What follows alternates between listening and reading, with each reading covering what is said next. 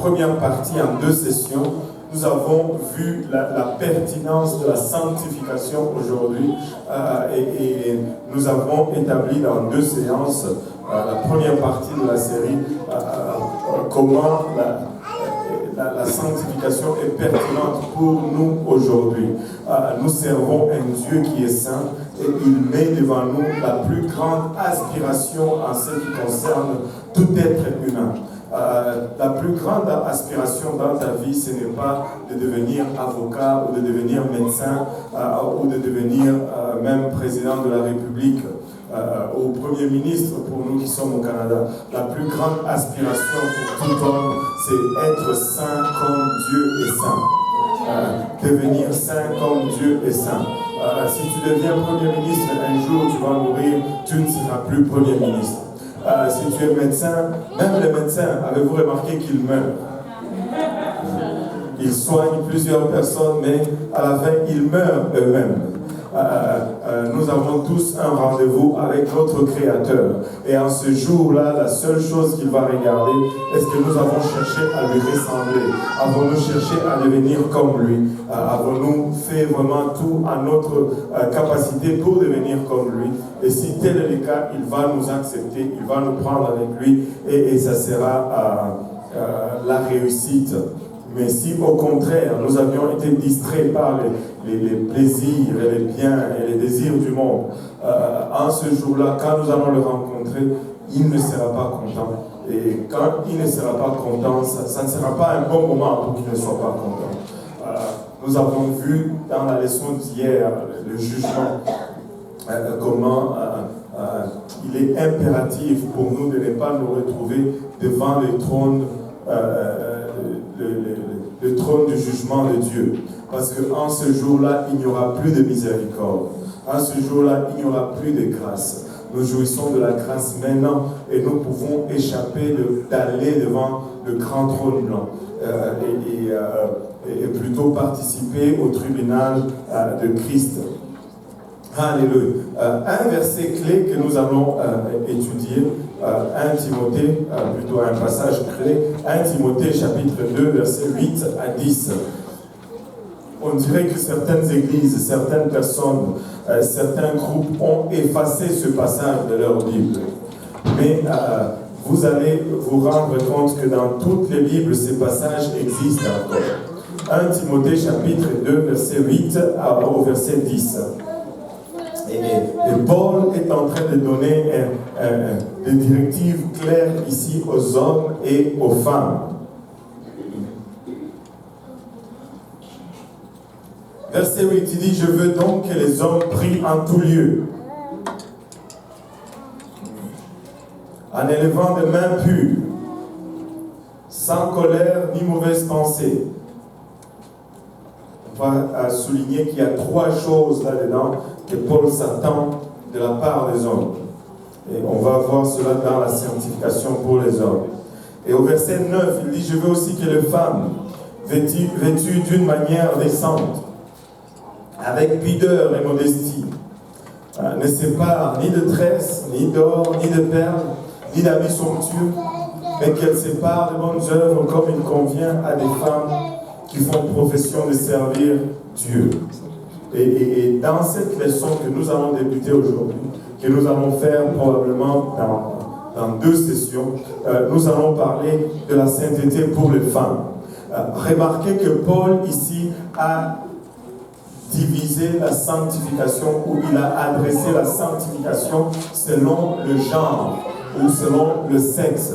Et il ne l'a pas adressé selon la culture. Pourquoi est-ce qu'il adresse le genre ou le sexe? Parce que cela parle de la nature de l'être humain. La sanctification est un problème qui adresse la nature de l'homme et non la culture de l'homme. Ainsi, les choses que nous allons regarder, peu importe ta culture, peu importe d'où tu viens, elles vont s'appliquer parce que ces choses adressent la nature. Lorsque l'homme a été créé, il était parfait dans le jardin et il a été créé homme et femme. Et dans la création, quand Dieu a créé l'homme, et la femme, je veux dire, il a créé l'homme, et dans l'homme, il y a une image de Dieu. Et il a créé la femme, et dans la femme, il y a une image qui correspond à Dieu. L'homme a une image qui correspond à Dieu, et la femme a une image qui correspond à Dieu, et nous ne pouvons pas mélanger cela. Nous ne pouvons pas créer la confusion dans cela. C'est très important. Nous avons des reflets particuliers de Dieu selon notre création. Et l'homme a été créé ayant certains caractères et la femme a été créée aussi ayant certains caractères. Et à la chute des deux, lorsqu'ils ont été séduits par le diable, leur nature a été affectée. Ainsi, ils se sont retrouvés avec des problèmes différents. L'homme a eu son type de problème et la femme a aussi son type de problème. Et la sainteté vient pour pallier à cela, pour nous donner une correction sur la nature déchue de l'homme et de la femme. Et vu qu'ils ont été créés différemment, et qu'ils ont des problèmes différents, la sanctification va les adresser selon la nature et non selon la culture. Et je vais vous donner un exemple qu'on utilise très souvent. Un homme qui part à un rendez-vous important, il est en route, et il doit prendre un avion, et il est presque à l'heure, mais il arrive sur l'autoroute. Poum, crevaison. Il a une crevaison et il réalise qu'il ne pourra jamais rattraper son avion. Sa réaction va être de sortir de la voiture aussi, de sortir de la voiture, d'aller donner un coup de pied dans le pneu et il va s'exprimer comme ça. Mais si tu mets une femme dans la même situation, elle va s'arrêter au bord de la rue, elle va mettre ses mains au-dessus du volant et elle va commencer à pleurer. N'est-ce pas vrai?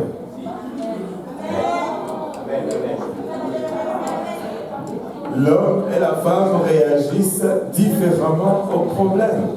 Je vais vous donner un autre exemple. Vous allez voir papa et maman, ils ont un enfant. C'est leur enfant. C'est autant l'enfant de papa que l'enfant de maman. Amen. Amen. Amen. Parce que certaines personnes pensent que c'est plus l'enfant de maman que l'enfant de papa. Non, c'est autant l'enfant de maman que l'enfant de papa. Mais regardez, cet enfant est en train de jouer dans la cour, il tombe et il se fait mal. La réaction de papa va être: allez, ça va, lève-toi, ça va aller. Mais la réaction de maman c'est: oh non,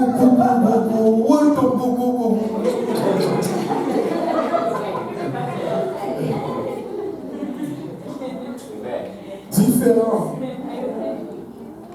Nous avons des natures différentes. Peu importe ce que le monde dit, nous avons des natures différentes. Nous avons été créés différemment. Écoutez, je peux vous donner des exemples. Il y en a des milliers.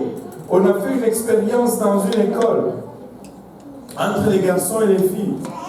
On s'est dit, parce que les garçons disaient: ah, nous sommes aussi fortes que les filles. Là, tu commences à être d'accord avec moi. Vous voyez? et là, on leur a dit: on va vous donner un melon d'eau à chacun.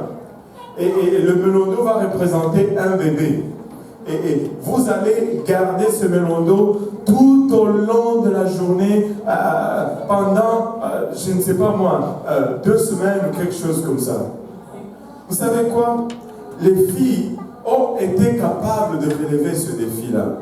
Elles ont gardé le melon d'eau, elles ont fait tout ce qu'il fallait faire avec patience, mais 2 jours après, les garçons n'étaient plus capables de porter ce melon d'eau.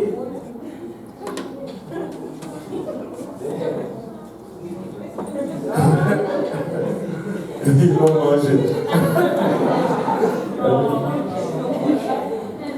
Nous sommes faits différemment. Nous sommes faits différemment. Quand un homme va acheter une voiture, il va vouloir savoir c'est quoi la puissance, c'est quoi le moteur, c'est quoi la vitesse. Mais quand une femme veut acheter une voiture, elle va vouloir savoir c'est quoi la couleur.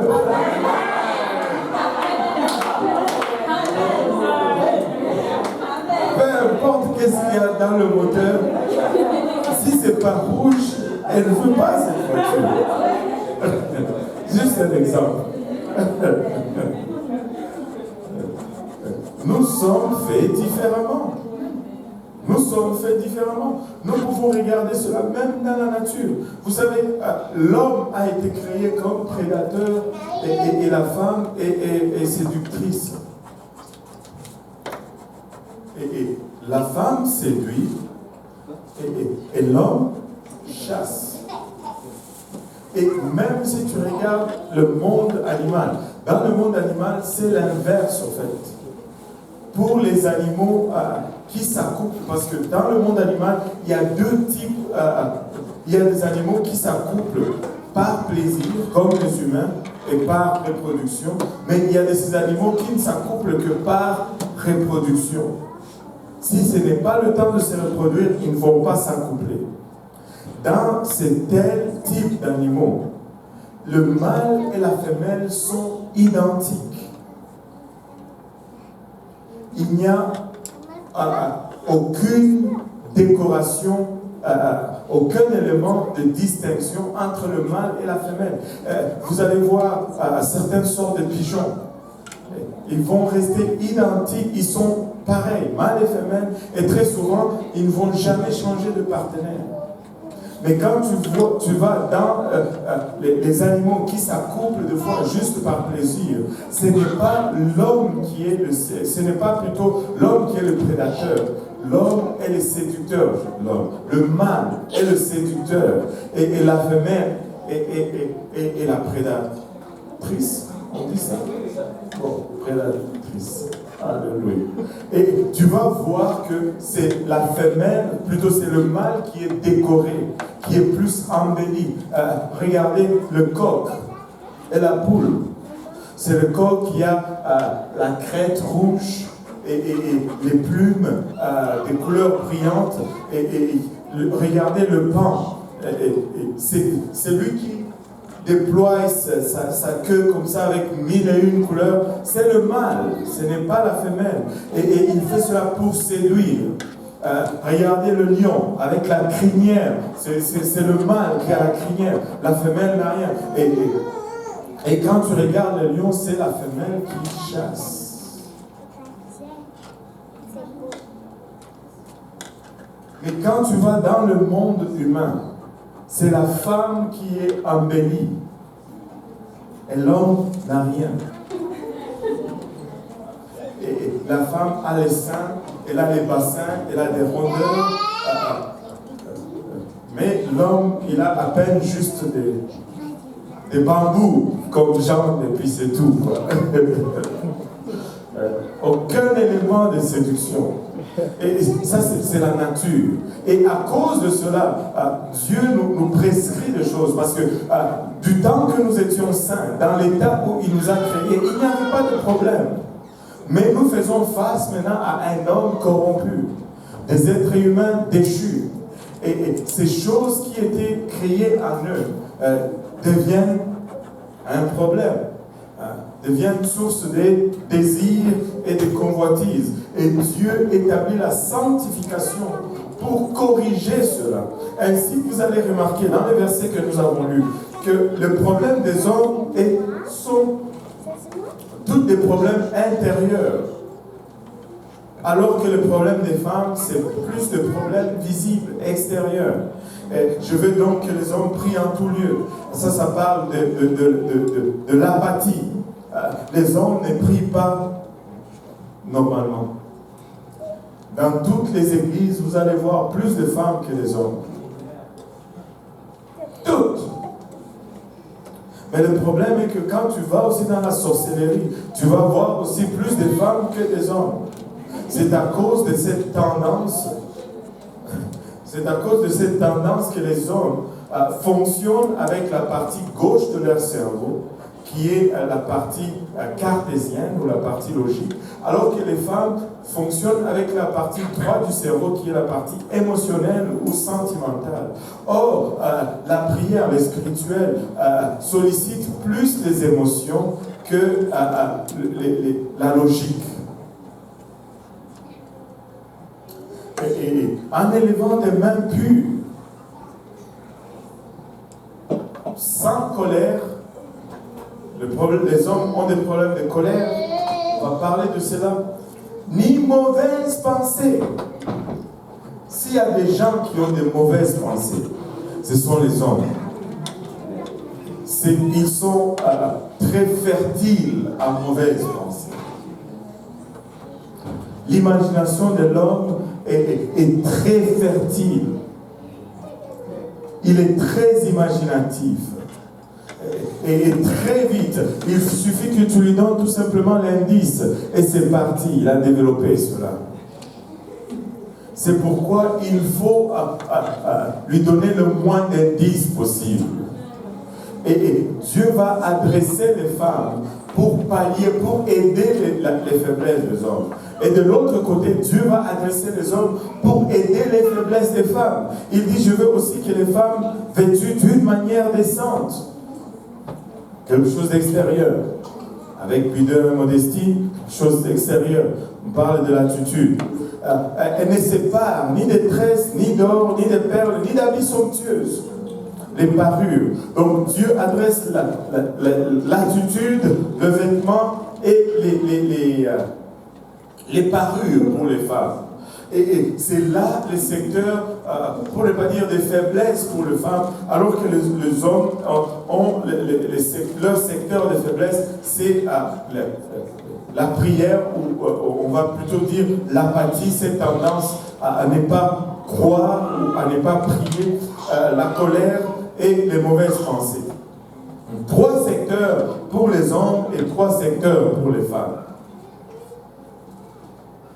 Des fois, on a tendance à dire que Dieu, ou la parole de Dieu, Dieu demande plus aux hommes, plutôt aux femmes qu'aux hommes. C'est plus difficile ce que Dieu demande aux femmes que ce qu'il demande aux hommes. Permettez-moi de vous suggérer que ce n'est pas tout à fait vrai. Ils ont chacun 3 secteurs. Mais laissez-moi vous dire ceci. C'est plus facile. Il est plus facile d'échanger une garde-robe que d'échanger les pensées.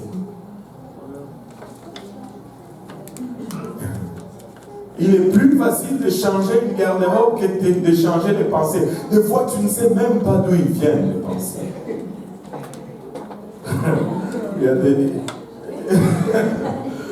Je me rappelle quand j'étais jeune chrétien, avant d'être chrétien, j'étais un grand fanatique de Bob Marley.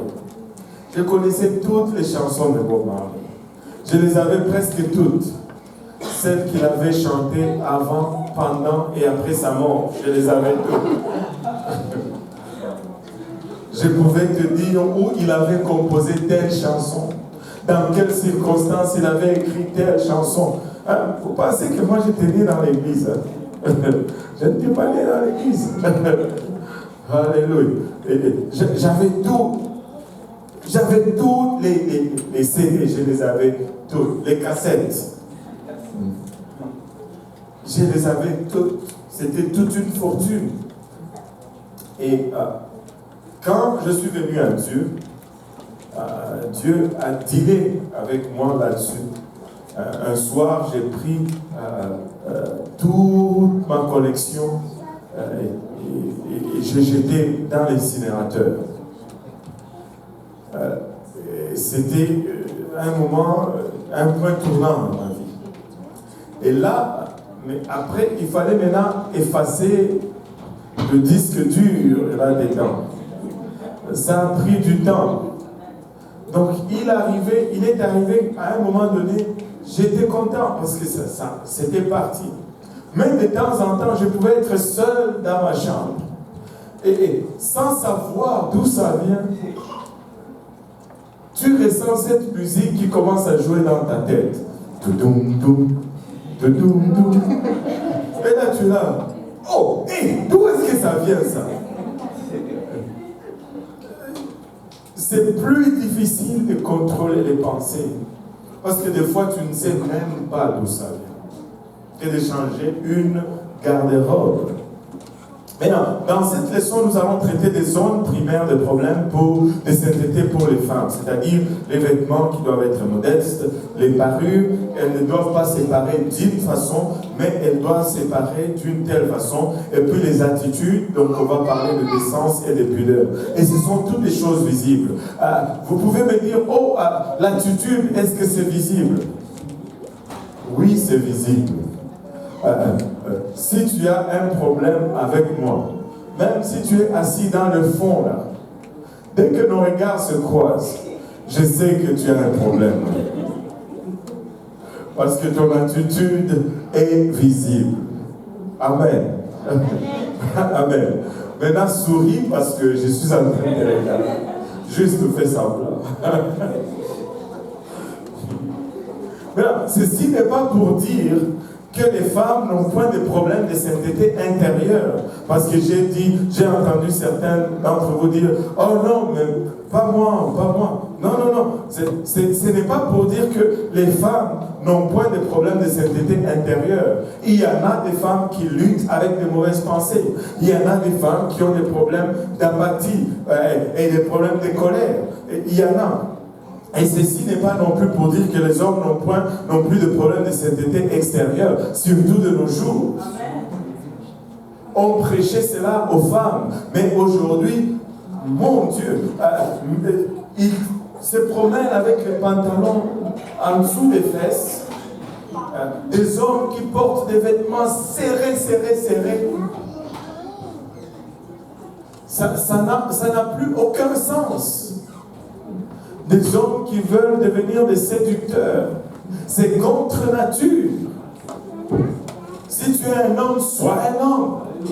Un homme, ça doit parler comme un homme, ça doit marcher comme un homme, ça doit cracher comme un homme, ça doit transpirer comme un homme, ça doit sentir comme un homme. Alléluia.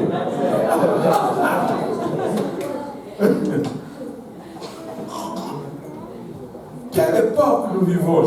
J'ai été choqué une fois. Je rentre dans la salle de bain de l'église. Je vois un homme qui se lave les mains. Et il se sèche les mains. Et après, il met sa main dans la poche. Il sort un tube de crème de main. Et il met. J'ai dit, c'est quoi ça? Un homme qui se promène avec la crème pour les mains dans ses poches. Quelle époque! Qu'est-ce que sa femme va emporter maintenant? Ça ne marche pas. Ça ne marche pas. Ce n'est pas normal. Si tu es un homme, sois un homme. Oh. Ce n'est pas que les hommes n'ont point non plus des problèmes de sainteté extérieure. Ceux-ci sont seulement des tendances. Que tout le monde dise des tendances. À cause des natures distinctes avec lesquelles les sexes furent créés. Pour l'homme ainsi que pour la femme. La sainteté doit commencer à l'intérieur. Que tout le monde dise à l'intérieur. Et elle doit être manifestée à l'extérieur. Que tout le monde dise à l'extérieur. Ça doit toujours commencer à l'intérieur et ça doit sortir à l'extérieur. Mais on comprend que pour les femmes, c'est plus des problèmes extérieurs qu'intérieurs. Et pour les hommes, c'est plus des problèmes intérieurs qu'extérieurs. Et qu'est-ce que ça fait comme situation? Dieu demande aux femmes de paraître d'une façon pour ne pas affecter l'homme. Et là, ce que Dieu leur demande, pour eux, il n'y a pas de problème. Ce n'est pas leur faiblesse. Le problème des yeux, ce n'est pas leur problème. L'homme est affecté par ce qu'il voit. Mais la femme... Je vais vous donner un exemple, et je suis très clair. Une femme habillée légèrement, tu vois, les hommes sont... Oh, ouh, ouh. Mais un homme qui s'habille légèrement, en général, les femmes sont, c'est quoi ça? Couvre-toi donc. Parce que la vue n'est pas un problème pour les femmes. Mais pour l'homme, c'est un problème. Ainsi, quand Dieu demande à la femme de s'habiller correctement, elle dit, mais où est le problème? Moi, je n'ai pas de problème avec toi. Mais ce n'est pas pour toi, c'est pour l'homme. Maintenant, de l'autre côté, l'homme, lui, c'est ce qui touche son regard. Mais la femme, c'est ce qui la touche, physiquement ou émotionnellement, qui l'affecte. Et Dieu dit à l'homme de se comporter d'une certaine façon pour protéger la femme. Mais l'homme, pour lui, ce n'est pas un problème. Ainsi, il va avoir tendance à toucher une femme qui n'est pas sa femme de façon inappropriée. Il va lui parler des fois d'une façon qui n'est pas appropriée. Et pour lui, il n'y a pas de problème. Mais ça ne marche. Les principes de sanctification, c'est pour nous entreprotéger. Et là, quand nous voyons ces principes, nous ne voulons pas les accepter parce que nous ne voyons pas ces problèmes en nous. Mais pour l'homme ainsi que pour la femme, tout commence à l'intérieur et finit par l'extérieur. Maintenant, regardons le premier problème, les parures. Parer signifie rendre beau ou décorer avec des ornements. Et le mot grec, vous savez, pour les femmes, c'est inné. Avez-vous déjà vu des petites filles, des enfants là? C'est inné, elles naissent avec cela. Déjà tout petite, elle va commencer à mettre des choses. On ne lui a pas appris cela. Elle va prendre quelque chose, elle va essayer de mettre sur la tête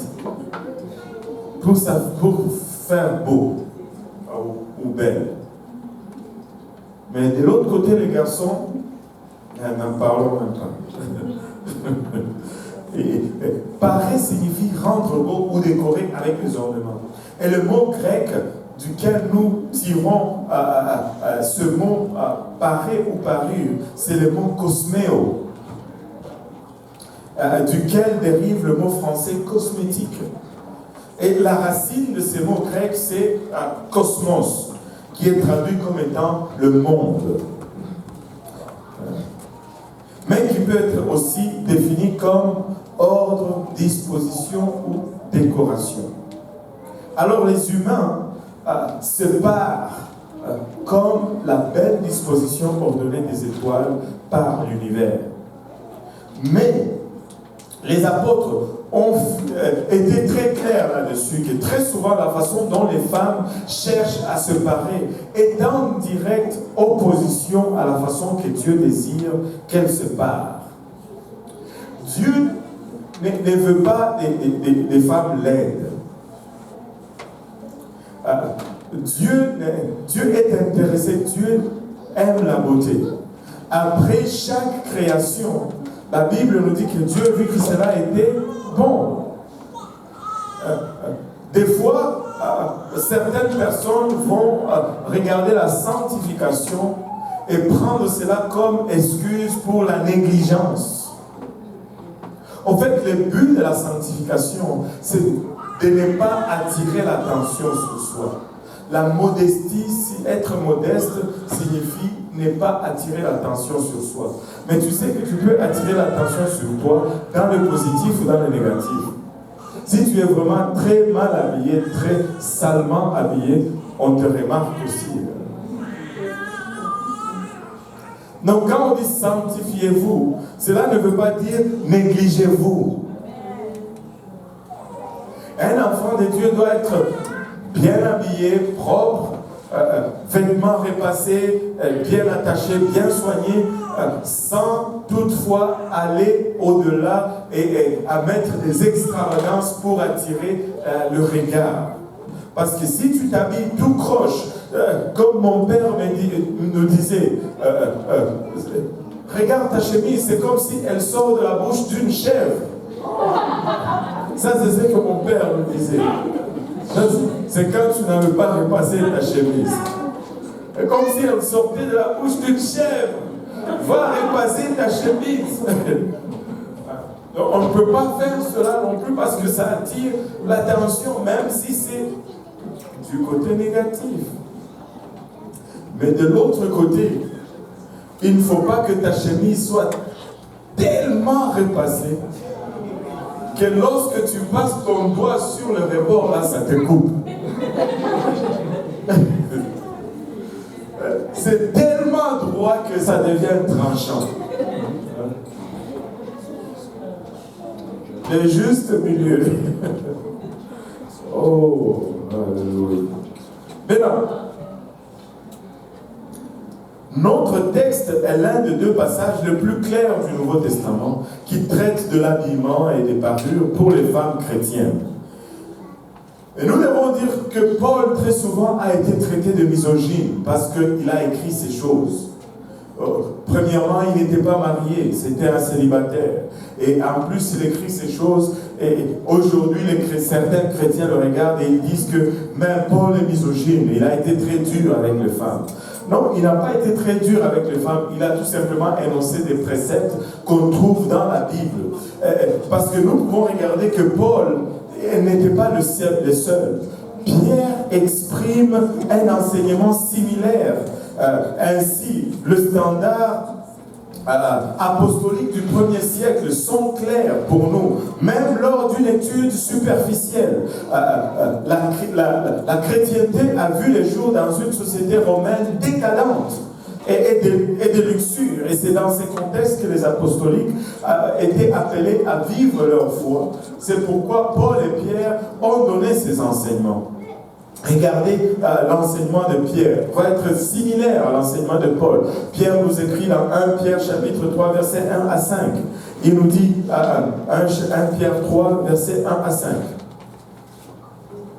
Il nous dit, femmes, soyez de même soumises à vos maris, afin que si quelques-uns n'obéissent point à la parole, elles soient gagnées sans parole par la conduite de leurs femmes, en voyant votre manière de vivre chaste et réservée. Ayez non cette parure extérieure qui consiste dans les cheveux tressés, les ornements d'or ou les habits corrélés, mais la parure intérieure cachée dans le cœur, la pureté incorruptible d'un esprit doux et paisible, qui est d'un grand prix devant Dieu. Ainsi séparées autrefois les saintes femmes qui espéraient en Dieu, soumises à leur mari. Pierre passe dans les mêmes lignes que Paul. Il parle de l'habillement, il parle des parures, et il parle de l'attitude. Amen. Et vous savez, les femmes ne vont peut-être pas être d'accord avec ça, mais je veux vous le dire, je vous parle en tant qu'homme. Vous savez, des fois, ou pas des fois, très souvent, les hommes vont observer une femme et ils vont voir, waouh, elle est belle. Physiquement, elle est belle. Et ils vont s'approcher pour se faire remarquer. Mais très souvent, quand ils commencent à parler à la sœur ou à la femme, et que cette beauté n'est que extérieure, et que ce qui sort de la personne n'est pas doux, agréable, ils vont s'éloigner de la même façon qu'ils se sont approchés. Et très vite, cette beauté extérieure va pâlir très vite. On se fatigue de la beauté extérieure, très vite. Mais la beauté intérieure n'a jamais fatigué quelqu'un. On ne se lasse jamais d'une personne tendre, d'une personne douce. On ne se lasse jamais. Mais le physique, très souvent, on oublie même. On commence à regarder la femme. Mais qu'est-ce que même je voyais là-dedans? Les hommes se disent cela. Et la parole de Dieu est véritable. Alors, regardons les parures dans l'Ancien Testament. ceci commence aussi loin que dans le livre de Genèse. On va regarder un passage dans Genèse 35 où, vous savez, Genèse 35, Jacob avait fui, Dieu a commencé à dealer d'abord avec Abraham. Abraham est sorti d'une société païenne et il a eu un fils, Isaac. Isaac a engendré Ésaü et Jacob. Jacob a volé le droit d'aînesse, blablabla, il est allé, il a créé sa famille dans les terres de ses pères. Et là, il est en train de retourner dans la terre promise. Au chapitre 35, verset 1, avant cela, il y a eu un épisode avec Dina, la fille de Jacob, etc. Mais pour juste abréger, la famille de Jacob, les gens qui suivaient Jacob, une partie d'entre eux sont sortis de chez Laban. La plupart de ses serviteurs sont sortis de chez Laban. Et ces gens-là n'étaient pas des gens qui connaissaient Dieu comme Abraham le connaissait. Donc ils ont apporté, rappelez-vous, Rachel avait même volé les amulettes de son père, alors qu'ils ont quitté le terre de son père. Vous vous rappelez, il y en a qui se rappellent de cette histoire? Alléluia, merci. Maintenant, Genèse 35, verset 1 nous dit, Dieu dit à Jacob, lève-toi, monte à Bethel et demeure-y, là tu dresseras un autel au Dieu qui t'apparut lorsque tu fouillais Ésaü ton frère. Bethel signifie la maison de Dieu. Et il dit, va à Bethel. Là, tu vas dresser un autel. En d'autres termes, il est en train de lui dire, il est temps qu'on renouvelle notre alliance ici. Il est temps qu'on resserre le lien. Il est temps que tu t'approches de moi, toi et ta famille. Maintenant, Jacob a compris le message. Jacob dit à sa maison, verset 2, Jacob dit à sa maison et à tous ceux qui étaient avec lui, ôtez les dieux étrangers qui sont au milieu de vous. Qu'est-ce que Jacob dit à sa famille? Ôtez les dieux étrangers qui sont au milieu de vous. Purifiez-vous et changez de vêtements. Ôtez les dieux. Amen. Ôtez les dieux. Maintenant, regardons comment ces gens ont compris le message de Jacob. Nous nous lèverons et nous monterons à Bethel. Jacob continue à dire au verset 3, et là je dresserai un autel à Dieu, au Dieu qui m'a exaucé dans le jour de ma détresse et qui a été avec moi pendant le voyage que j'ai fait. Ils donnèrent à Jacob tous les dieux étrangers qui étaient entre leurs mains. Et regardez la suite. Et les anneaux qui étaient à leurs oreilles, Jacob ne les a pas pris et ne les a pas mis dans un coffre-fort pour venir les rechercher après. Jacob les enfouit sous le térébinthe qui est près de Sichem. Ensuite, ils partirent. Jacob a pris ces choses. Il ne les a même pas jetées à la surface, de peur que ces gens les retrouvent. Il les a enfouis en dessous d'un arbre pour qu'ils ne les retrouvent pas. Amen. Non seulement ils ont donné à Jacob tous leurs dieux, mais ils ont ôté aussi les bijoux qui étaient sur eux et ils ont donné à Jacob.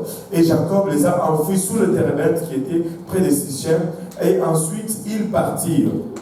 La terreur des dieux, regardez par la suite. Ça a toujours été le résultat de la sanctification. Ces gens ont commencé la sanctification, mais ça a créé un effet autour d'eux. La Bible nous dit que la terreur des dieux s'est répandue sur les villes qui les entouraient et l'on ne poursuivit point les fils de Jacob. Écoutez, quand vous commencez à mener une vie de sanctification, vous allez être persécutés. Pourquoi? Parce que vous générez la crainte. Il y a une sainte crainte qui se saisisse des gens autour de vous. Pourquoi? Parce que la sanctification est la nature même de Dieu. Dieu est saint d'abord et Dieu est esprit par la suite. La sanctification, c'est ce qui donne direction à tout. t'attributs de Dieu. Et quand tu commences à te sanctifier, tu appelles et tu invites la présence de Dieu dans ta vie. Et quand il y a la présence de Dieu dans ta vie, tous les autres mauvais esprits, les mauvaises choses autour de toi commencent à s'agiter. Des fois, tu n'as même pas besoin de dire une parole, que les gens sont irrités autour de toi, à cause de ce qui émane de toi, parce que tu fais émaner la présence de Dieu. Nous devons être un peuple qui se sanctifie. Nous devons être un peuple qui se met à part pour Dieu. Maintenant, les bijoux furent originalement une bénédiction de la part de Dieu. Amen. La Bible nous dit qu'Abraham était riche en argent et en or. Dans Genèse 13:2. Et Dieu avait lui-même ordonné aux Israélites de prendre les bijoux des Égyptiens la nuit de leur libération de l'esclavage. Exode 3:22, 11:2. C'était la bénédiction de Dieu pour Israël. Parce qu'ils avaient travaillé pendant 430 ans comme esclaves, sans salaire. Parce que cela était pour... la question qu'on peut se poser très souvent, c'est pourquoi Dieu leur a demandé de prendre ces choses, alors que nous enseignons aujourd'hui que Dieu nous dit que ces choses ne sont pas bonnes. Il leur a demandé de prendre cela, non pas pour qu'ils se barrent avec ces choses, mais parce que cela devait être leur monnaie pour leur voyage. Cela devait être utilisé comme richesse, comme outil d'échange durant leur voyage. Ce n'était pas pour séparer et se décorer et s'embellir avec ces choses-là. Et jusque-là, les bijoux étaient regardés positivement à cause de leur fonction pratique. Mais une tendance inquiétante s'est développée parmi le peuple de Dieu, alors qu'ils ont commencé à utiliser leurs ornements comme une expression d'orgueil et de sensualité. Ce développement nous aide à comprendre pourquoi dans l'Ancien Testament, Dieu commence à appeler son peuple à la repentance en leur demandant d'abord d'enlever leurs ornements. La première des choses que Dieu demande quand il appelle son peuple à la repentance, c'est ôter vos ornements. Vous savez, juste l'observation de la nature nous donne beaucoup d'enseignements. Et je n'en ai pas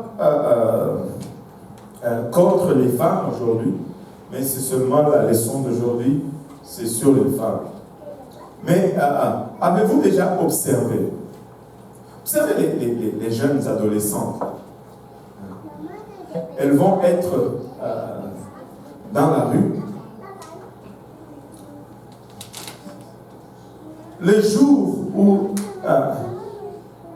elle n'est pas fardée, elle n'est pas maquillée, elle n'est pas... elle n'a pas toute la quincaillerie, si je peux dire, utiliser ce terme. Même la façon de marcher change. Mais dès que elle met toutes ces choses, elle met toute cette quincaillerie, la façon de marcher aussi change. Est-ce que avez-vous déjà observé cela ou c'est juste moi qui... tu vois, quand elles mettent les trucs là, même là, ça change, même la façon de marcher change. Le regard change.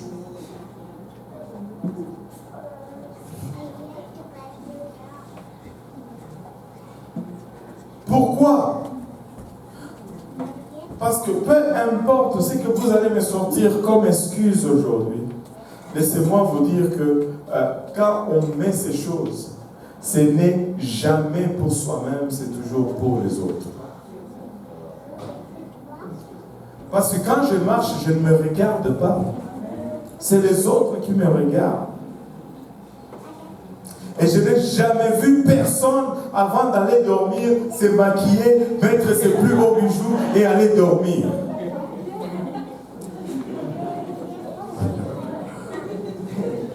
Parce que là, personne ne te regarde. Ton pyjama, tu t'en fous un peu. Qu'il soit repassé ou pas, tu le portes, tu vas dormir. Aïe, aïe, aïe. Oh, pasteur, moi j'ai mis ça pour moi-même. Tu dis vraiment.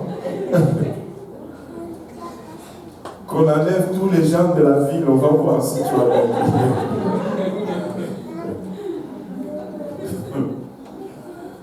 Aïe, aïe, aïe. Vous savez, la situation est devenue une crise dans Exode 32, Exode 33, alors que Moïse était sur le mont Sinaï en train de recevoir les 10 commandements. Ils sont sortis d'Égypte, ils avaient... Moïse monte sur la montagne pour recevoir les 10 commandements. Et ce passage est tellement important parce que ça illustre et ça amplifie vraiment ce qui est en train d'arriver. Regardez. Moïse monte pour recevoir les 10 commandements. Le peuple qui attendait, il est fatigué d'attendre après Moïse et ils sont anxieux d'avoir un Dieu. Ils veulent un Dieu. Vous savez, nous allons tous chercher un Dieu dans notre vie. Pourquoi? Parce que nous sommes des adorateurs. Nous allons toujours adorer quelque chose. La question n'est jamais si nous allons adorer, mais quoi nous allons adorer. Et ce que tu adores devient ton Dieu. Fatigués d'attendre après Moïse, les Israélites ont amené quoi? Leurs ornements à Aaron. Celui-ci les a utilisés pour produire un veau d'or en imitation des dieux égyptiens. Exode 32, versets 3 et 4.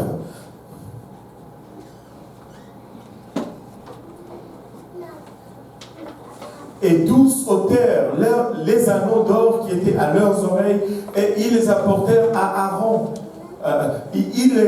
Il les reçut de leurs mains, jeta l'or dans un moule et fit un veau en fonte. Et ils dirent: Israël, voici ton Dieu qui t'a fait sortir du pays d'Égypte. Encore là, nous voyons la chose qui arrive souvent, encore et encore et encore. C'est que Dieu nous donne. Nous sommes maîtres dans l'art de le pervertir. Dieu va nous donner de bonnes choses, mais nous allons les pervertir. Au lieu d'adorer celui qui nous donne, nous commençons à adorer ce qu'il nous a donné. J'ai vu des gens qui ont galéré avant d'avoir un travail. Ils ont prié, ils ont harcelé le monde pour qu'ils prient pour eux, jeûnent pour eux. Mais ils trouvent le travail, mais le travail devient maintenant Dieu à la place de Dieu qui leur donne ce travail.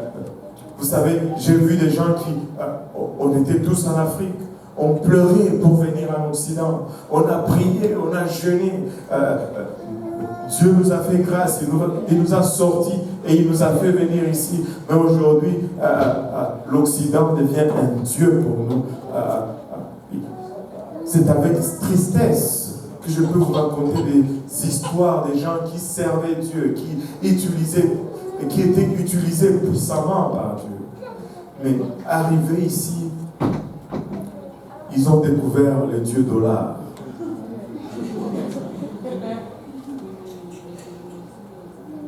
Le dollar est devenu leur Dieu.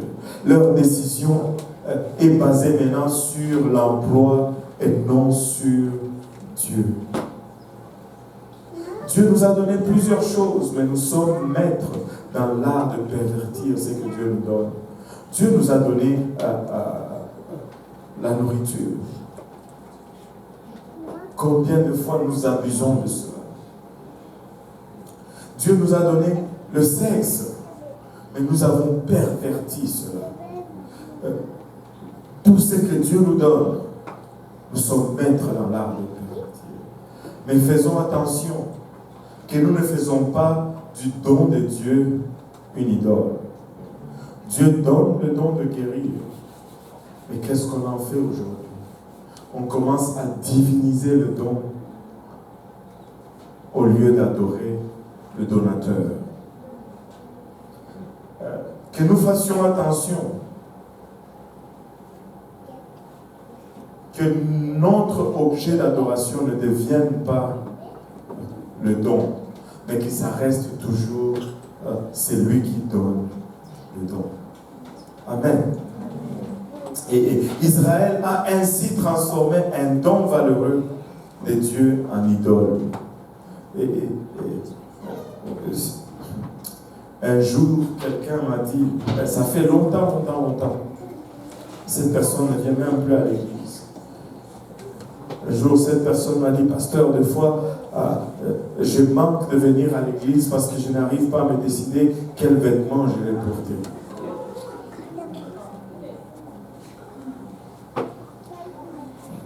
C'est quand on était en Afrique, on avait le même vêtement.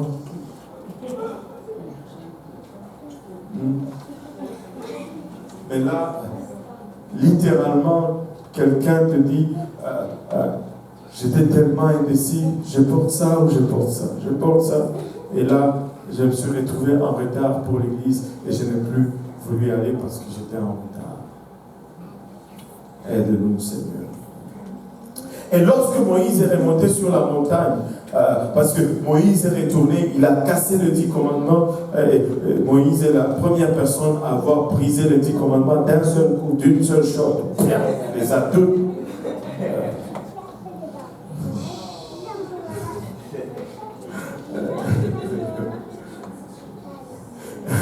Lorsque Moïse est remonté sur la montagne pour plaider avec Dieu, en vue de pardonner leurs péchés, Dieu a rassuré Moïse qu'il gardera son alliance d'amener Israël dans la terre de Canaan, mais que lui-même n'ira pas avec eux, et que s'il devait paraître au milieu d'eux, malgré leur état de rébellion, sa présence directe signifierait leur destruction complète. Regardons Exode 33. Exode 33, à partir du premier verset.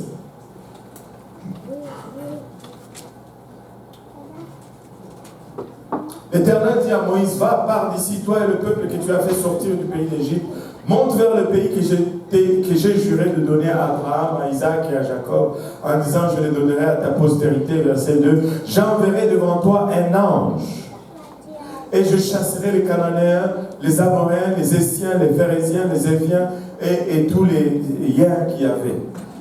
Maintenant, au verset 4, plutôt, le verset 4. Lorsque le peuple eut entendu ces sinistres paroles, pourquoi est-ce que ces paroles étaient sinistres? Dieu dit, allez-y, mais moi je n'irai pas avec vous. Un ange ira avec vous, pas moi. Et lorsqu'ils ont entendu ces paroles, il fut dans la désolation et personne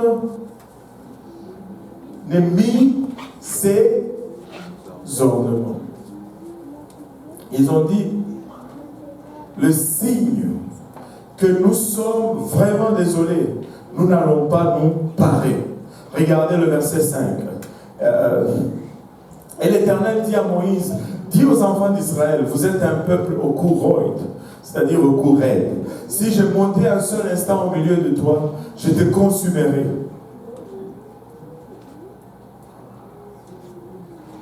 Je veux vous consumer parce que la sainteté de Dieu au milieu d'un peuple rebelle va déclencher la colère.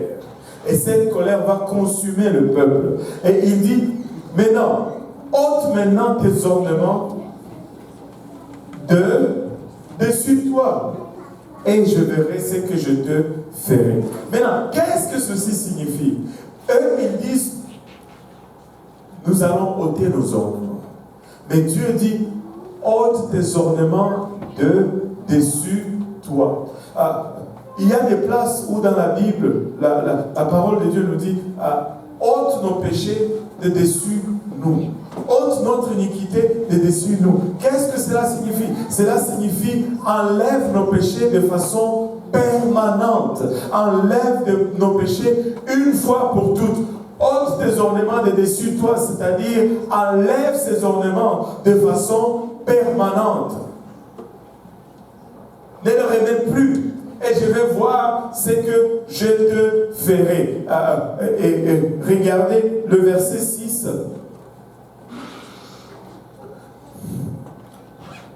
Les enfants d'Israël se dépouillèrent de leurs ornements en s'éloignant du mont Horeb. Ils se sont dépouillés de leurs ornements en s'éloignant du mont Horeb. Vous savez quoi? Ils étaient maintenant en marche vers la terre promise. Et Dieu nous demande à nous également de nous dépouiller de nos ornements si nous allons être en marche vers notre terre promise. L'ordre de Dieu à Israël d'enlever leurs ornements avant d'entrer dans la terre de Canaan s'applique aussi à nous, alors que nous voyageons vers notre terre promise. Canaan n'est pas un type du ciel, mais d'une profonde expérience avec Dieu ou une expérience de salut ici sur terre. Pourquoi Canaan n'est pas un type du ciel? Parce qu'une fois entré dans Canaan, il y avait des batailles. Il y avait des guerres. Mais quand nous serons au ciel, nous n'aurons pas de guerre. Et il n'y aura plus de bataille une fois arrivés au ciel.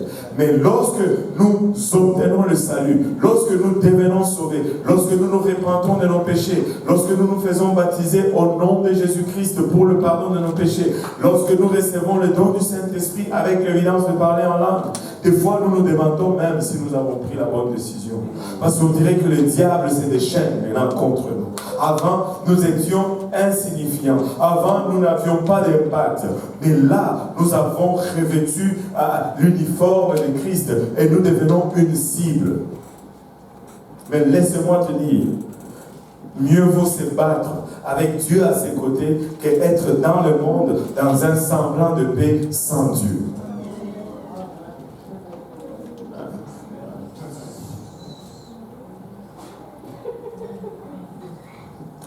Dieu a littéralement demandé à ces gens d'enlever leurs ornements.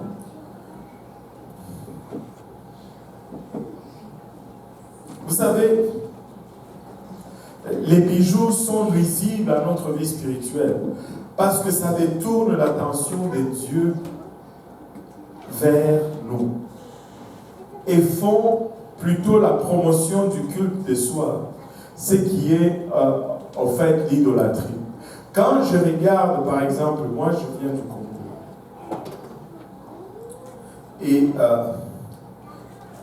mon peuple est reconnu pour leur tendance à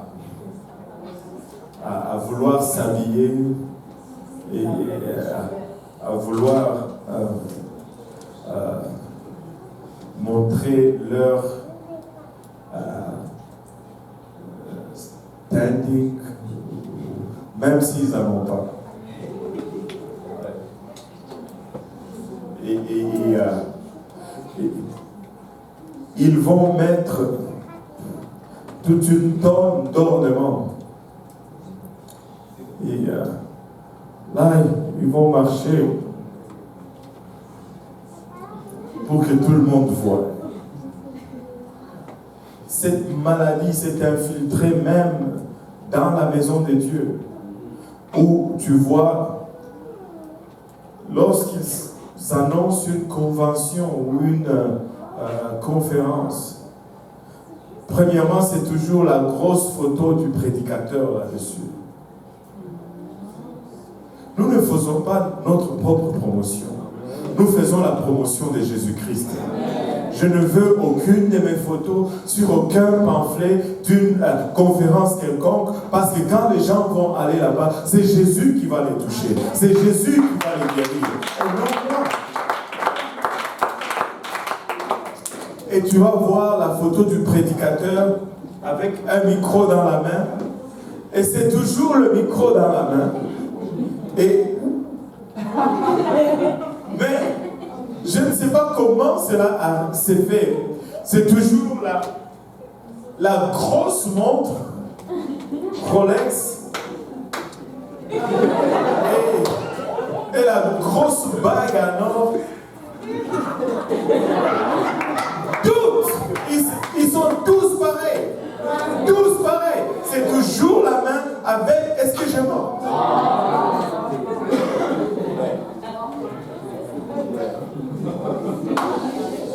Ils vont toujours faire de sorte que leur quincaillerie soit visible. Aide-nous, Seigneur. C'est de l'idolâtrie. C'est de l'idolâtrie. Dehors ces choses de la maison de Dieu. Amen.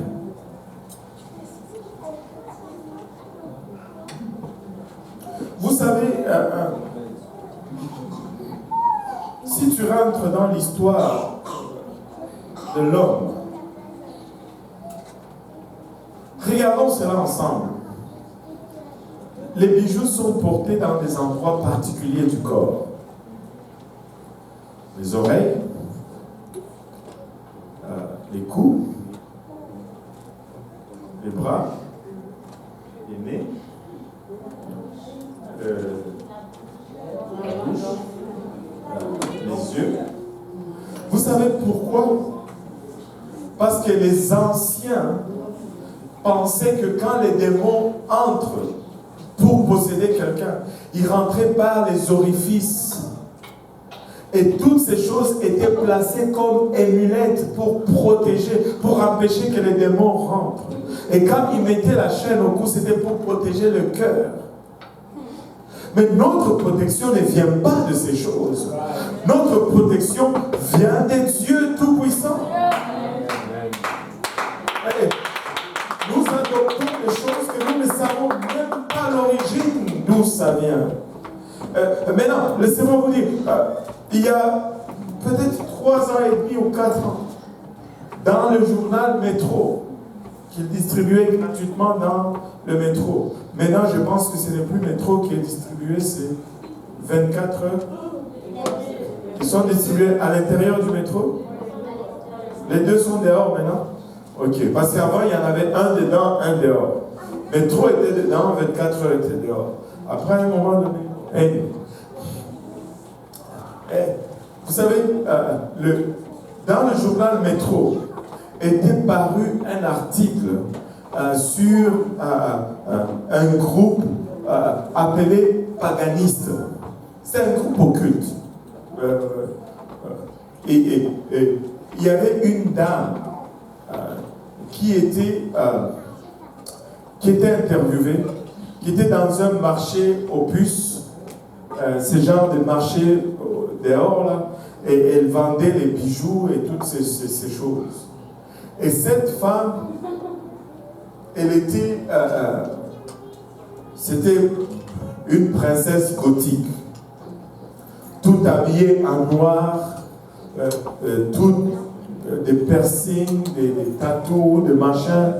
Tu regardais, tu disais, ouh. Elle était en train de vendre ces choses. Et puis de l'autre côté, il y avait une autre personne qui vendait presque les mêmes choses, mais cette personne était un peu plus ou moins normale, régulière. Et là, le journaliste posait des questions maintenant. Et il dit, mais tu n'as pas remarqué que les gens vont plus acheter chez l'autre que chez toi? Et la réponse de cette jeune dame était révélateur. C'est une réponse révélatrice. Et la réponse était profonde. Elle a dit ceci. De toutes les façons, ça ne fait aucune différence qu'ils achètent à ma table ou qu'ils achètent à l'autre table. Plus de 90% de ces bijoux sont conçus et produits par des paganistes.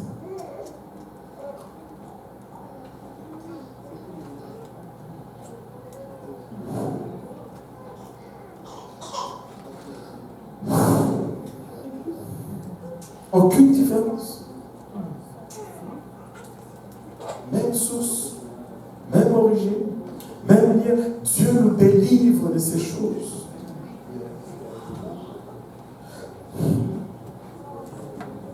Dieu va verbaliser éventuellement sa haine des bijoux. Regardez Deutéronome 7, versets 25 et 26.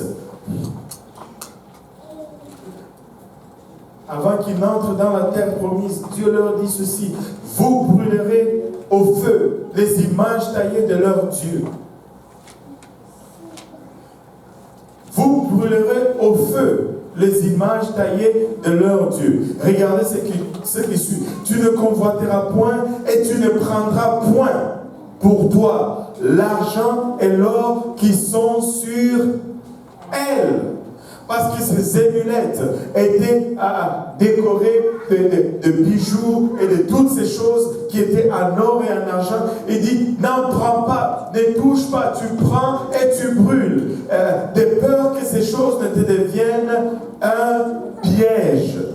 Car elles sont en abomination à l'Éternel ton Dieu. Écoute, il dit, tu n'introduiras pas, au verset 26, tu n'introduiras point une chose abominable dans ta maison. Tu ne dois même pas avoir cela dans ta maison, afin que tu ne sois pas comme cette chose dévouée par interdit. Tu l'auras en horreur, tu l'auras en abomination, car c'est une chose dévouée par interdit. Ces choses sont dévouées par interdit. C'est une abomination à l'Éternel. Vous savez, il y a des choses qui sont une abomination pour les Égyptiens. Il y a des choses qui étaient une abomination pour les Israélites. Mais certaines choses sont une abomination à l'Éternel. Vous savez, les choses qui sont une abomination aux Israélites ne sont pas nécessairement une abomination pour Dieu. Ils avaient une abomination, la vache. Les Égyptiens, je voulais dire. Pardon. Les Égyptiens. Ils avaient une abomination, la vache. Mais nous mangeons le steak. Ce n'est pas une abomination pour nous. Alléluia. Mais ce qui est abomination à Dieu reste une abomination en tout le temps parce que Dieu ne change pas. Si c'était une abomination là, ça reste une abomination aujourd'hui parce que notre Dieu ne change pas et en lui il n'y a aucun nombre de variations. Il est le même hier, aujourd'hui et éternellement.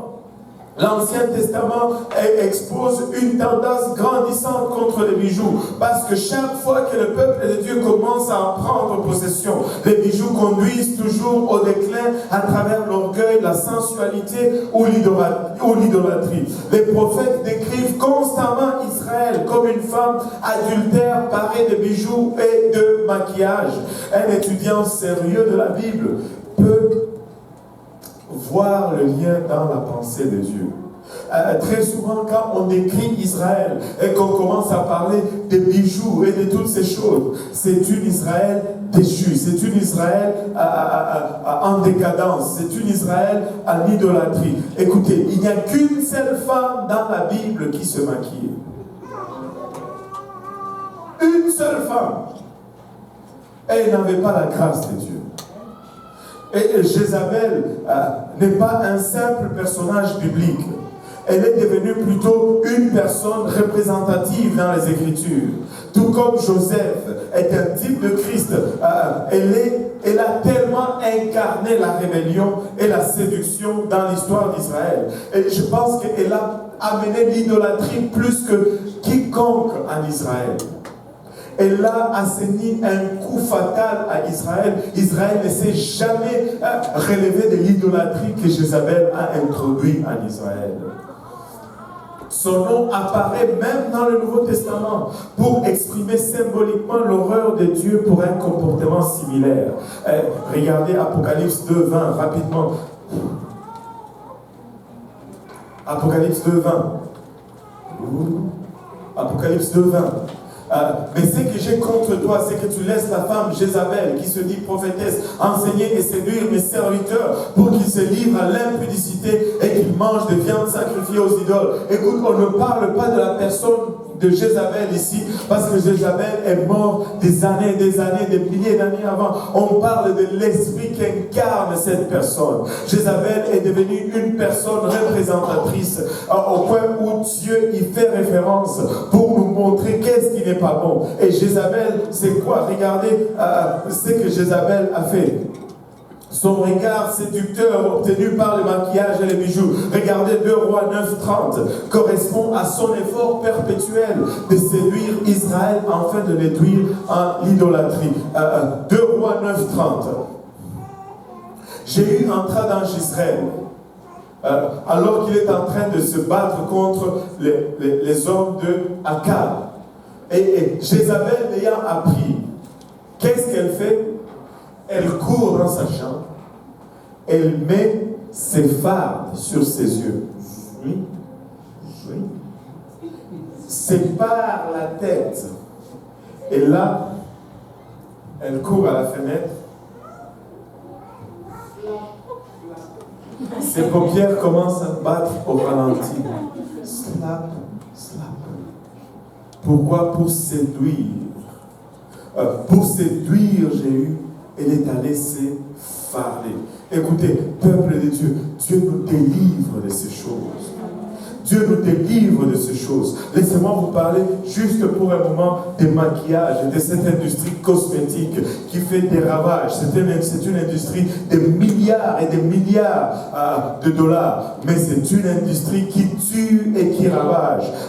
Vous savez, quand on regarde les statistiques, on a plus de femmes qui ont le cancer de peau et de l'œsophage que des hommes. Savez-vous pourquoi? À cause des maquillages et de ces fardes et de ces rouges à lèvres qu'ils se mettent, quand elles mangent, ces choses entrent dans leur système et ça affecte. Dieu nous délivre de ces choses. Et vous savez, quand quelqu'un meurt, son corps commence à se décomposer. Allez dans un salon funéraire, si vous avez le courage, et parlez aux croque-morts, les personnes qui préparent les cadavres. Comment on les appelle encore? Moi, je les appelle les croque-morts. Leur travail n'est pas toujours plaisant. Vous savez, eux, ils peuvent savoir si dans ta vie, tu mettais du maquillage ou pas. Là, tu te demandes pourquoi. Parce que les personnes qui se maquillent souvent et beaucoup, quand ils meurent, leur visage se décompose très rapidement. Et au point où, des fois, les gens qui travaillent dans les salons funéraires, les croque-morts, ils vont demander la photo pour qu'ils puissent reconstituer ce visage afin que la personne ressemble à ce qu'elle était de son vivant. Mais si tu ne mettais pas de maquillage, ils n'ont pas besoin de farder ton cadavre pour te faire ressembler à ce que tu étais. Ton visage reste intact. Et ces choses détruisent la peau. Ces choses nous consument. Les gens nous regardent, nous disent, oh, vous êtes liés parce que vous ne pouvez pas vous maquiller. Non, nous ne sommes pas liés, nous sommes libres. Nous sommes libres. Écoutez, il y a des gens qui n'arrivent même pas à sortir de la maison pour sortir leur poubelle dehors sans mettre le maquillage. Et vous dites que nous sommes liés? Non, nous ne sommes pas liés. Dieu nous délivre de ces choses. Dieu nous délivre de ces choses. Regardez, le monde l'a compris. Le monde l'a compris. Qui d'entre vous ici a déjà regardé l'ancien film de Jésus de Nazareth? L'ancienne version, pas les nouvelles versions. Là. Je ne sais pas si vous allez vous rappeler de cette scène où Marie Magdala vient vers Jésus. Elle est prostituée. Et son apparence montre vraiment son métier. Elle est extrêmement maquillée. Elle est extrêmement bijoutée. Si je peux utiliser ces choses. Maintenant, quand elle arrive au pied de Jésus-Christ, Elle s'épanche, ses cheveux couvrent son visage. Elle pleure sur le pied de Jésus-Christ. Elle prend ses cheveux, elle essuie le pied de Jésus. Elle verse un parfum au pied de Jésus. Mais pour montrer sa conversion, pour montrer qu'elle n'est plus prostituée, elle s'est penchée avec toutes ces choses. Mais lorsqu'elle se relève, Hollywood fait un grand... Hollywood, tout le monde dit Hollywood, fait un grand plan de son visage, plus de maquillage, plus de bijoux. Même Hollywood comprend que pour montrer une vraie conversion, pour montrer une vraie sanctification, toutes ces choses doivent partir. Sans le Saint-Esprit, ils sont capables de le comprendre. Combien davantage, nous les enfants de Dieu, remplis du Saint-Esprit, comment est-ce que nous ne pouvons pas comprendre cela? Que Dieu nous aide. Que Dieu nous aide. La Bible condamne ces choses.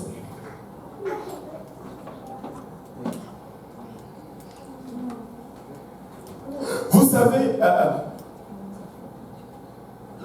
cette idolâtrie-là qui s'est faite au bas du mont Sinaï,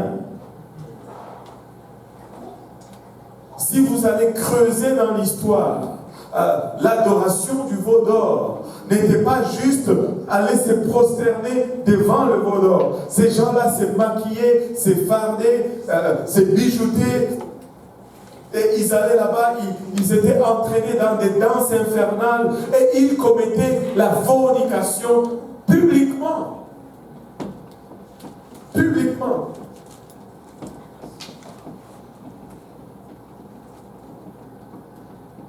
Maintenant, la Bible ne condamne pas tous les bijoux.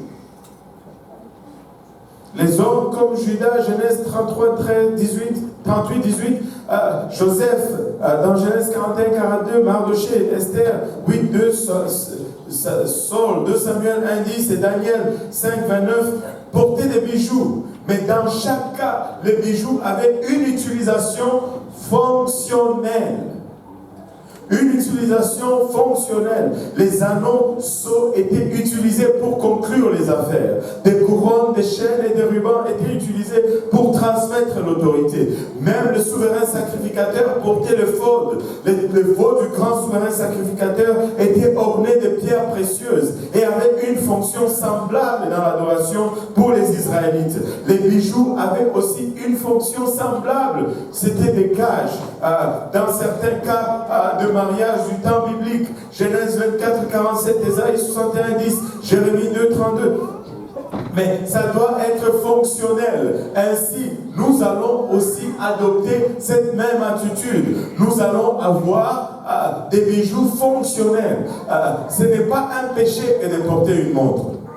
Tu dis, pasteur, c'est un bijou, c'est fonctionnel. Ma montre est fonctionnelle. Tout à fait d'accord avec toi. Mais il faut que ça reste fonctionnel quand même. Tu ne vas pas me dire qu'une Rolex de 30 000 $, c'est fonctionnel.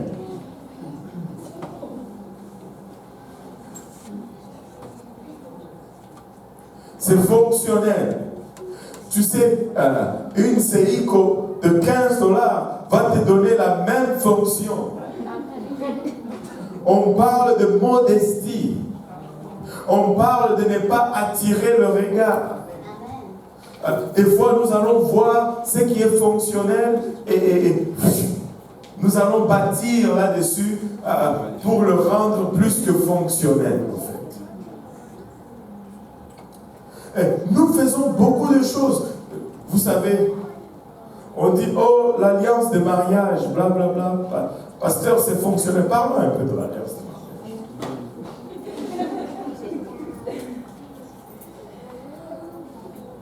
Oh, c'est pour que l'on sache que je suis marié. Écoutez, je connais des gens mariés qui enlèvent leur alliance et qui font des affaires. Et même les statistiques nous disent aujourd'hui à Montréal, je pense que c'est 2000 2004 ou quelque chose comme ça. Selon les sondages faits auprès des femmes, les gens qui portaient l'alliance, soi-disant mariés, se faisaient plus solliciter que ceux qui n'en portaient pas. Parce que la pensée en arrière de cela, c'est que si quelqu'un a trouvé qu'il était mariable ou épousable, ou qu'elle était mariable ou épousable, peut-être que moi je pourrais bénéficier de ce caractère. Nous vivons dans un monde tordu. N'essayez pas de voir la logique là-dedans. C'est un monde tordu.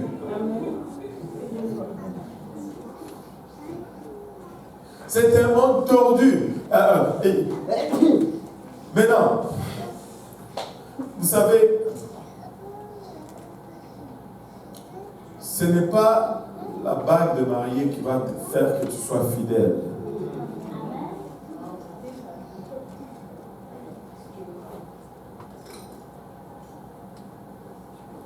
Ok, si c'était juste la bague de mariée, d'où est-ce qu'elle vient la bague de fiançailles?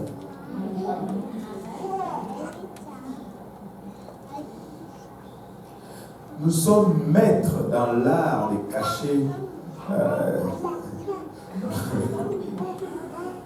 Savez-vous vraiment l'origine de la bague de fiançailles et de la pierre qui est au-dessus? Savez-vous pourquoi la bague de fiançailles porte une pierre? Ça tire son origine dans la mythologie grecque, où cet homme mortel, je ne me rappelle plus, il s'appelait comment, Orphée ou quelque chose comme ça, a osé tomber en amour avec une déesse. Et là, Zeus était jaloux de lui. Et il l'a enchaîné à une pierre pour l'éternité. Et cette pierre, c'est ce qu'on met sur la bague de fiançailles, c'est ce que ça symbolise. Je ne veux rien avoir avec cela.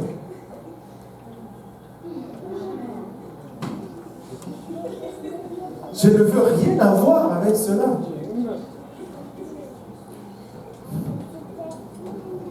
Oh, aide-nous, Seigneur. Parce que la Bible ne condamne pas ce type de bijoux fonctionnels dans l'Ancien Testament. Nous maintenons aussi une position équilibrée en permettant un minimum de bijoux fonctionnels comme montre, épingle à cheveux. Très souvent, les femmes noires vont me regarder et dire pourquoi épingle? Écoutez, ce n'est pas toujours un problème. On va parler de la question des cheveux, bien sûr. Ce n'est pas toujours un problème pour les femmes noires. Et des fois, elles disent moi je veux avoir des cheveux longs, je veux avoir des cheveux longs. Mais allez demander aux femmes blanches qui ont des cheveux longs et qui ne coupent pas leurs cheveux. Allez à Saint-Laurent, nous avons des femmes des Philippines dont les cheveux atteignent leurs chevilles. Quand elles défont leurs cheveux atteignent les chevilles parce qu'elles ne coupent pas les cheveux. En fait, une femme de Dieu ne coupe pas ses cheveux. On va étudier cela. C'est une puissance avec le Seigneur. Et elles ont besoin de ces épingles pour attacher ses cheveux. Ou le bracelet médical, ce n'est pas un problème de porter un bracelet médical.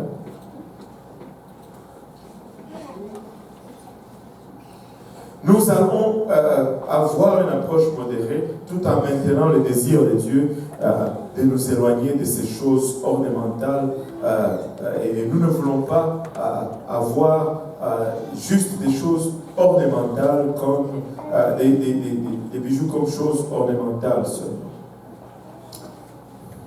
Maintenant, on va parler de l'Ancien Testament. Quelqu'un peut dire, oh mais pasteur, ça c'est l'ancienne alliance, voyons donc. Nous sommes sous la grâce. Nous sommes libres. Hein? Maintenant, les enseignements apostoliques de Pierre et de Paul sont encore plus explicites que les commandements de l'Ancien Testament.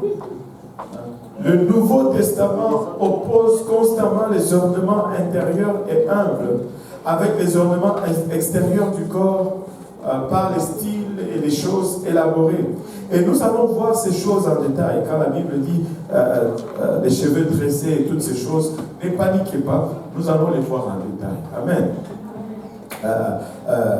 Des styles élaborés, des cheveux, de l'or, des perles, et de toutes ces choses. Ceux-ci ne sont... tu ne peux pas prétendre à deux styles de vie contradictoires. En fait.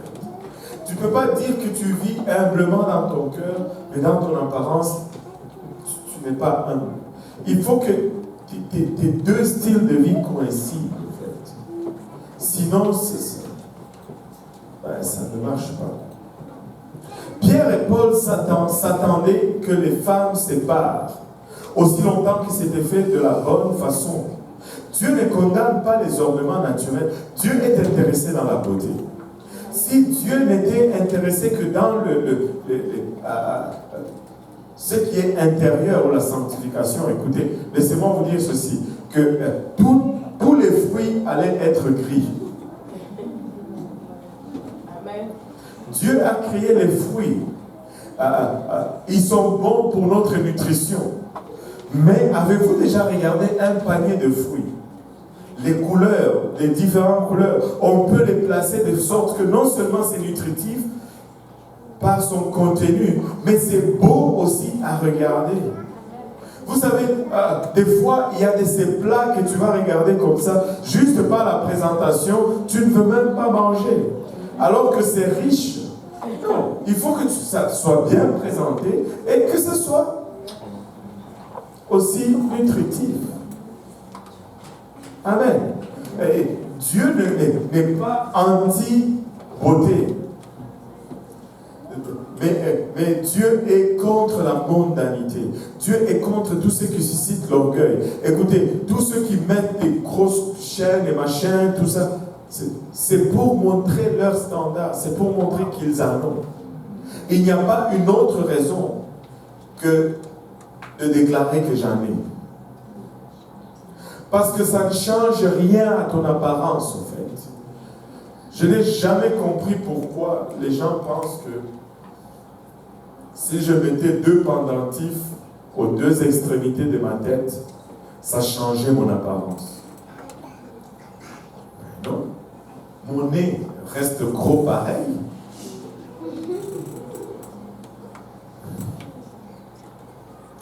Si je mets deux pendentifs là, la forme de mon nez reste pareille. Il est gros avant, il reste gros après. Amen. Ça ne change rien. Si ce n'est dans ma tête. Parce qu'on peut le mesurer avant et après, c'est pareil. Si j'avais une grosse bouche, elle reste grosse. Si mes yeux étaient croches, ils restent croches. Ça ne change rien à mon apparence. Absolument rien.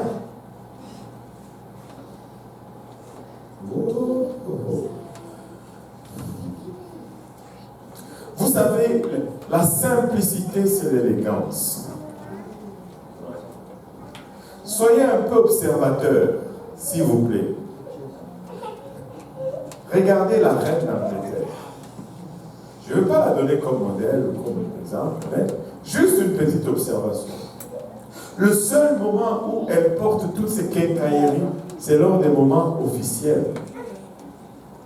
Mais quand elle vient en visite ou en voyage, c'est souvent simple. Avez-vous fait attention à ce que la simplicité, c'est l'élégance. Tu ne peux pas battre Dieu. Dieu sait. Il sait mieux. En fait, à chaque fois que tu prends un crayon pour changer, Dieu est en train de dire que, en fait, Dieu, tu n'as pas vraiment fait un bon travail avec mon visage. Je vais te donner un coup de main. Écoute, tu n'es pas meilleur artiste que l'artiste des artistes.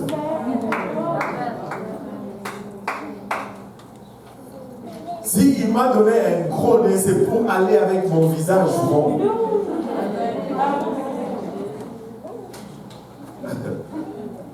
Et je suis beau comme ça. Amen.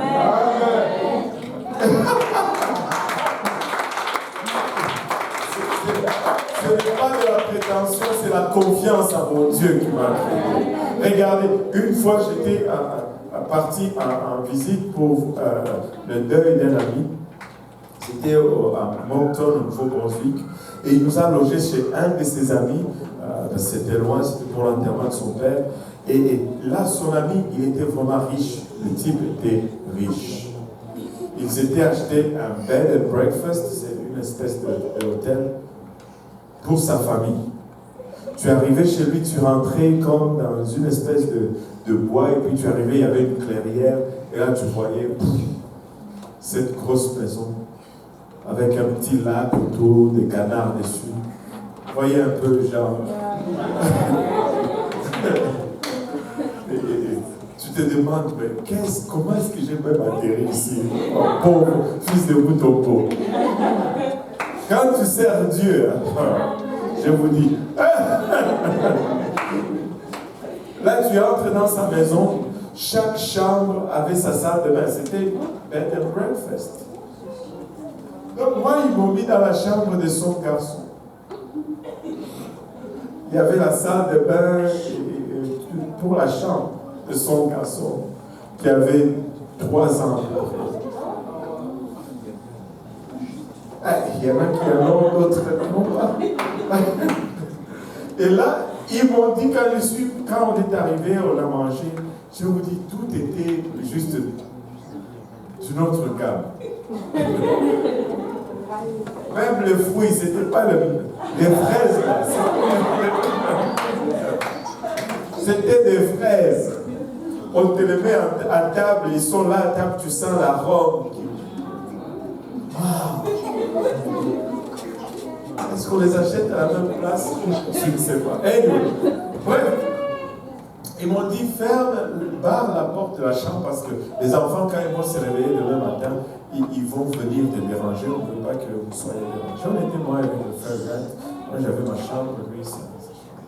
Et puis, bien sûr, tôt le matin, 6h30, 7h, j'entends des enfants chuchoter devant la porte, essayant d'ouvrir la porte. Essaye ça. Et puis, bon, ils étaient capables d'ouvrir la porte. Yeah, we got it. Elles ont ouvert, c'était la sœur, avait 5 ans à peu près, et puis le petit garçon avait 3 ans. Ils ont ouvert la porte.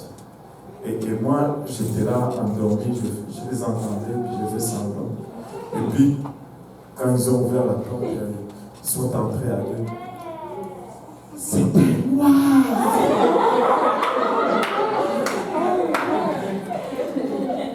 Et puis, là, j'ai ouvert les yeux.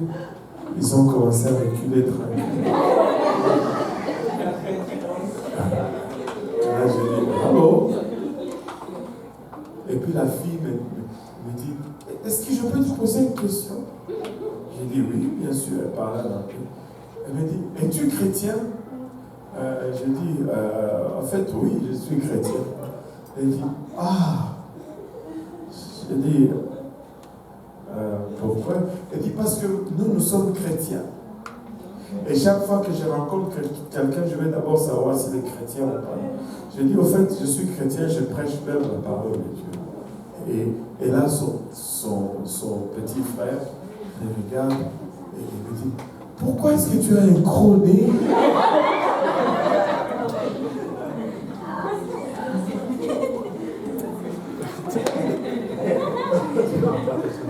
Il fallait que j'explique à un enfant de 2 ans pourquoi j'avais un gros nez. Et je lui ai dit, tu sais, c'est pour bien respirer. Et puis le petit me regarde. Je dis parce que, tu sais, moi, je cours plus vite que toi. Et parce que je cours plus vite que toi, je dois bien respirer quand je cours. Et c'est pourquoi j'ai un gros nez. Et puis, ok. C'était une explication tu l'as satisfait. Mais sa grand-mère était à terre.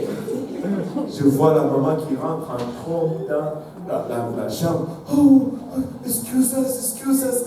Et sort les enfants. Et la grand-mère, elle était tellement gênée qu'elle n'est même pas sortie pour nous saluer.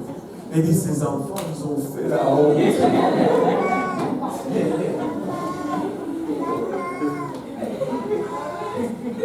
Mais moi, j'ai du plaisir comme ça, je ne peux pas.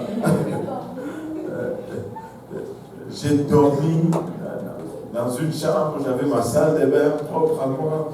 On m'a servi des fruits avant de dormir. Et le matin, on m'a servi des céréales. Oh, et je vous dis, j'avais le choix. Je ne pouvais pas me plaindre. Tout ça pour dire que fais confiance en ce que Dieu te fait. Assume ce que si on prenait mon gros nez, on mettait dans le petit visage d'Avia, ça ne va pas. Ça n'ira pas. Dieu sait. Je ne peux même pas imaginer. Fais confiance à Dieu.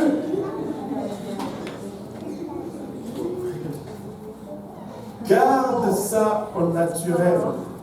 Tu vas voir que ça va s'équilibrer. Dieu a fait les choses de sorte que, tu sais, quand tu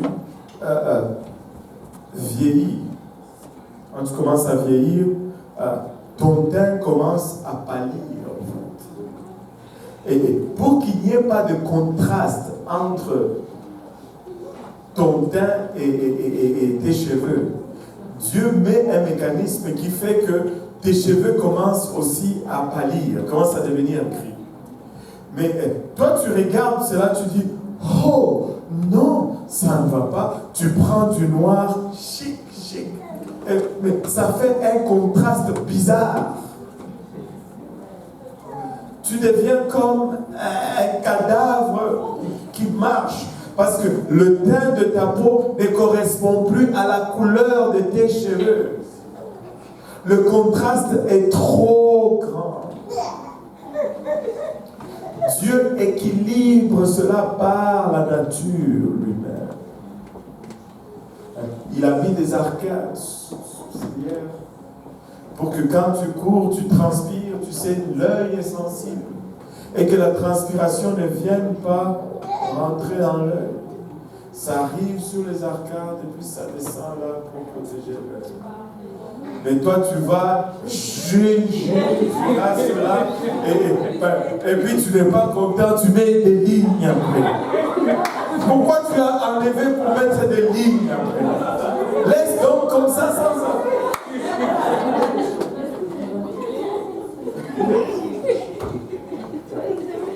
C'est à ne rien y comprendre. Tu préfères que la sueur vienne et rentre dans ton œil. Il y a un comédien canadien qui disait, quand on est jeune, les cheveux, ça pousse.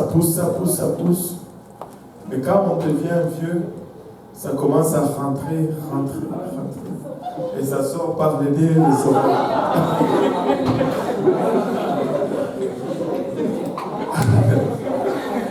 Avez-vous remarqué que plus tu vieillis, plus tu commences à avoir du poil dans le nez? Et là, toi, tu commences à les enlever constamment. Mais plus tu vieillis, plus ton système aussi faiblit. Dieu augmente tout simplement la protection de la poussière. Parce que les poils de nez, c'est pour empêcher la poussière que ça rentre dans le système. Ton système faiblit, Dieu augmente ta capacité de protection. Aide-nous, Seigneur. Même le poil de nez, c'est placé stratégiquement.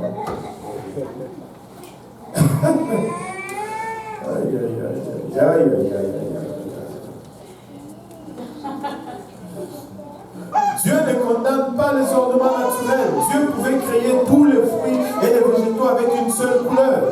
Mais il il les a créés dans toute une variété de couleurs. Ainsi, ils ne nous servent pas seulement de nourriture, mais ils sont aussi beaux à voir. Dieu ne s'attend pas que nous soyons ternes ou sans couleur dans notre apparence, mais il s'attend à des ornements saints et pieux. Amen. Il doit y avoir une logique entre la vie intérieure et l'apparence extérieure d'un chrétien. Prétendre venir humblement à Dieu, alors que nous sommes ornés d'une façon qui lui déplaît, c'est de l'hypocrisie.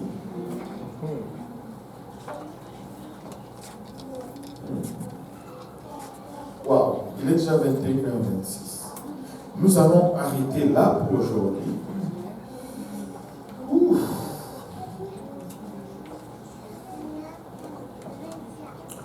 Et nous allons continuer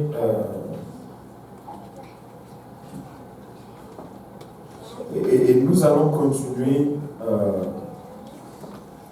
le jeudi prochain dans la question des cheveux. Nous allons conclure la question des ornements et la question, et nous allons entamer la question des cheveux. Nous allons voir dans cette étude la différence entre la grande prostituée, cette église déchue, et l'épouse de Christ, cette église pieuse et sainte. La Bible nous donne des contrastes différents. La grande prostituée est décrite dans Apocalypse 17, 1 à 6, alors que l'épouse de Christ, la vraie église, est décrite dans Apocalypse 19, 7, 9, 21, 02, 21, 4 et 22, 17. Alors que la prostituée représente le pouvoir politico-religieux apostat de la fin de temps ou l'église mondaine. L'épouse de Christ représente la véritable église qui est l'épouse de l'agneau ou le corps de Christ. Elle attire, la prostituée attire les habitants de la terre à commettre la fornication spirituelle avec elle, alors que l'église de Dieu invite les autres à se préparer au souper des noces de l'agneau. Et comme Jézabel, la prostituée, elle prend un plaisir sadique à verser le sang des martyrs, comme une ivrogne se verse le vin pour en boire. Alors que l'Église de Dieu vit pour elle-même et pour son mari qui est Christ, déversant ses propres désirs comme une offrande sacrificielle envers le Seigneur. La prostituée, elle est vêtue de pourpre et d'écarlate, parée d'or, des bijoux, des perles. Mais l'épouse de Christ, elle est vêtue de fin lin propre et blanc, représentant sa justice intérieure, simplicité. La prostituée, elle a un nom, mystère de prostituée. Elle a un nom, mère de prostituée, sur son front, comme les frontaux que portaient les prostituées à l'époque romaine. Mais l'Église de Dieu, elle a un nom sur son front, de toute évidence, le nom de Jésus par lequel elle a été baptisée dans le corps du Christ. La grande prostituée est représentée par Jean dans son usage de différentes parures pour accomplir ses séductions, représente une condamnation implicite de leur utilisation, pendant que la représentation des gens de la justice par sa robe blanche sans ornement correspond à l'accent évident du Nouveau Testament en matière d'ornement. Dieu a jugé bon de présenter le caractère symbolique de ces femmes par leur apparence, parce que notre apparence révèle qui nous sommes vraiment. On dit, l'habit ne fait pas le moine, mais on reconnaît le prêtre par sa soutane. Amen. On peut faire une fausse modestie, alors qu'à l'intérieur, ça n'y est pas. Cela est vrai. Et nous ne devons pas prendre cela comme exemple. Mais de l'autre côté également,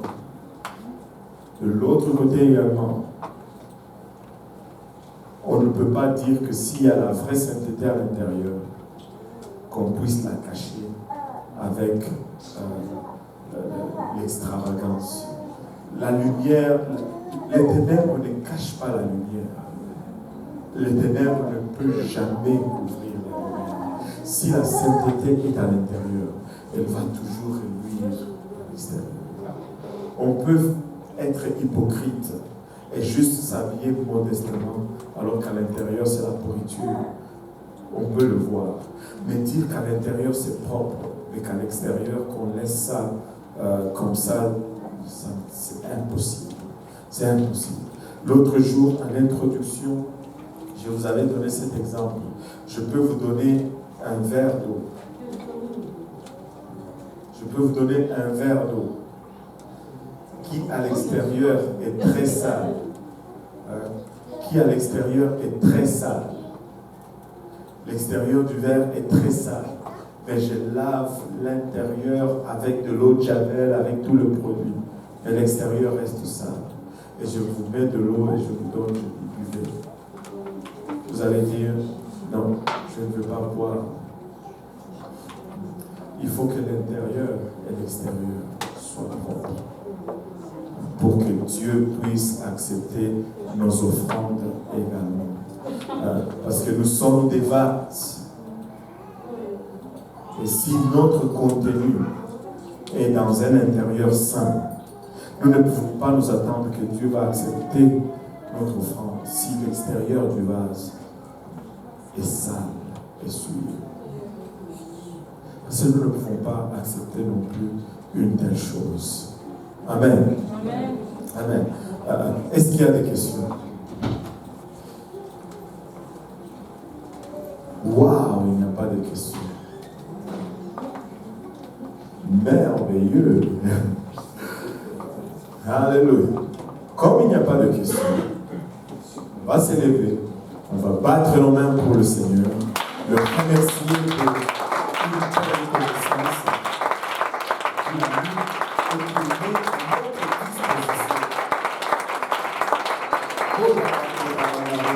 qu'il met à notre disposition. Nous te rendons grâce, Seigneur, pour cette connaissance que tu mets à notre disposition.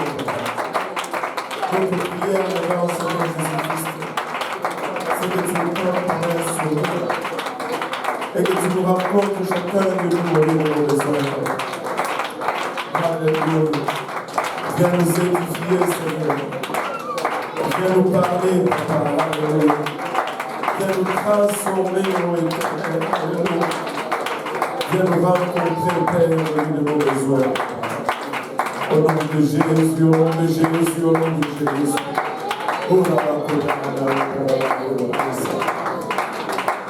Alléluia. Serrez la main de votre voisin. Alléluia. Dites-lui, je vais faire un effort pour appliquer ces choses.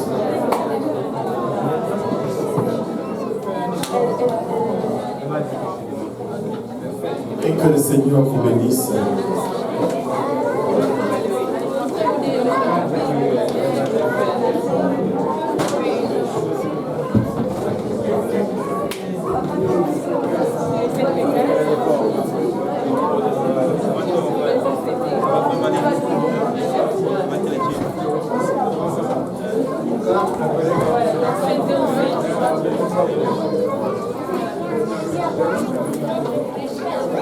Tu vas où?